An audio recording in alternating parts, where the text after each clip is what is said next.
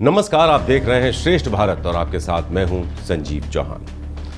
दिल्ली के बहुचर्चित सौम्या विश्वनाथन हत्याकांड में साकेत कोर्ट ने अपना फैसला सुनाते हुए 5 लोगों को दोषी माना है। कोर्ट ने सजा का ऐलान 26 अक्टूबर को करने का फैसला किया है। 30 सितंबर 2008 को महाराष्ट्र के मालेगांव में धमाके हुए थे और Saumya Vishwanathan TV today group के अंग्रेजी चैनल हेडलाइंस टुडे, जो अब इंडिया टुडे है तब हेडलाइंस टुडे हुआ करता था, वहां डेस्क पर काम किया करती थी।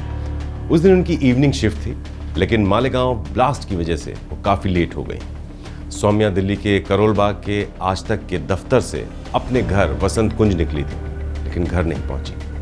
पुलिस को सौम्या की कार पलटी हुई हालत में मिली और सौम्या के सिर पर घाव था जो लग रहा था कि शायद एक्सीडेंट की वजह से हुआ है। पुलिस भी शुरुआत में से एक्सीडेंट का केस ही मानकर चल रही थी, लेकिन जब पोस्टमार्टम हुआ तो पता चला कि सौम्या की मौत सिर में गोली लगने की वजह से हुई। महिला पत्रकार की गोली मारकर हत्या की खबर ने पूरी दिल्ली पुलिस को हिला दिया और दिल्ली पुलिस ने कई टीमें बनाकर तफ्तीश की, लेकिन कुछ हासिल नहीं हुआ। 6 महीने गुजर गए, लेकिन सौम्या के कातिलों की कोई खबर नहीं मिली। मार्च 2009 में समय आगे बढ़ा।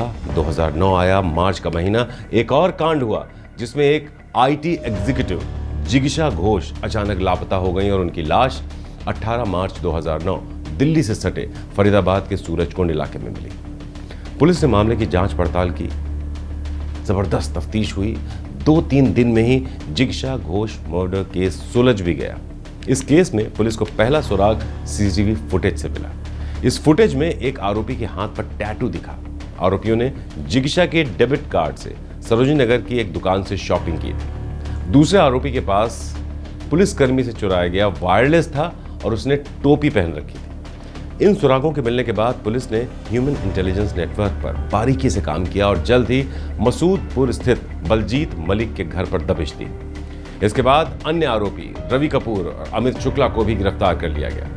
पूछताछ में उन्होंने जिगीशा के कत्ल की बात तो कबूल करी ही, साथ ही ये भी बताया कि उन्होंने 6 महीने पहले नेल्सन मंडेला मार्ग पर एक और लड़की की हत्या की है जो वसंत विहार से बहुत दूर नहीं था। ये बात सुनकर पुलिस को झटका लगा। कपूर ने यह भी बताया कि इस हत्या में 2 अन्य साथी अजय कुमार और अजय सेठी भी शामिल थे। इस खुलासे के बाद तत्कालीन पुलिस कमिश्नर HGS धालीवाल ने पुलिस वालों की एक टीम तैयार की, जिसमें दक्षिण जिले के बेहतरीन अफसरों को शामिल किया गया। इस टीम की भागडोर ACP भीष्म सिंह को सौंपी गई। पुलिस के पास सौम्या हत्याकांड के आरोपियों का कबूलनामा था, लेकिन बड़ी चुनौती फोरेंसिक सबूत इकट्ठा करने की थी। जिस रात विश्वनाथन की हत्या हुई, उस रात की डिटेल्स बताते हुए पुलिस ने कहा कि कपूर मारुति वैगनार कार चला रहा था, उसके बगल वाली सीट पर अमित शुक्ला बैठा हुआ था, बलजीत मलिक और अजय कुमार पीछे की सीट पर बैठे थे। रवि ने बताया कि वो सभी नशे में धुत थे।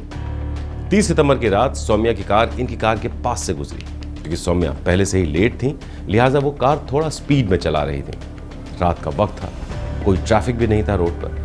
जब सौम्या की गाड़ी रवि की वैगनार के पास से गुजरी तो बाकी लोगों ने रवि पर तंज कसा कि एक लड़की उससे आगे निकल गई और वो पीछे रह गया। इसके बाद रवि ने अपने कार की स्पीड बढ़ा दी और सौम्या की कार के पास ले गया।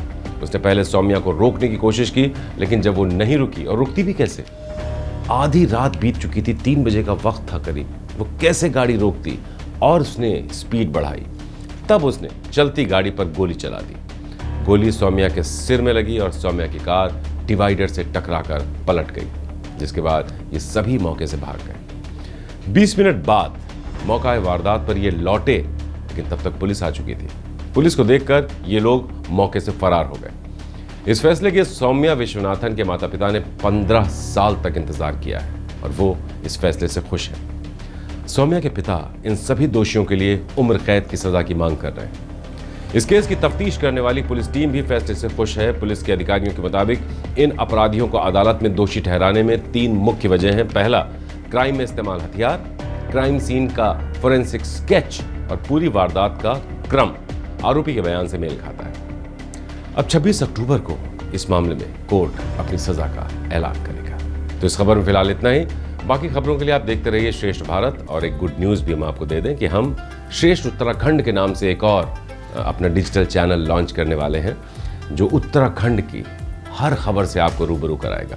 हमें उम्मीद है कि जिस तरह आपने श्रेष्ठ भारत चैनल को अपना प्यार दिया है, श्रेष्ठ उत्तराखंड को भी आप उतना ही प्यार देंगे और इसे भी एक ऊंचे मुकाम तक पहुंचाएंगे। श्रेष्ठ भारत पर खबरों से जुड़े रहने के लिए चैनल को सब्सक्राइब करें, बेल आइकन दबाएं और देखते रहें श्रेष्ठ भारत।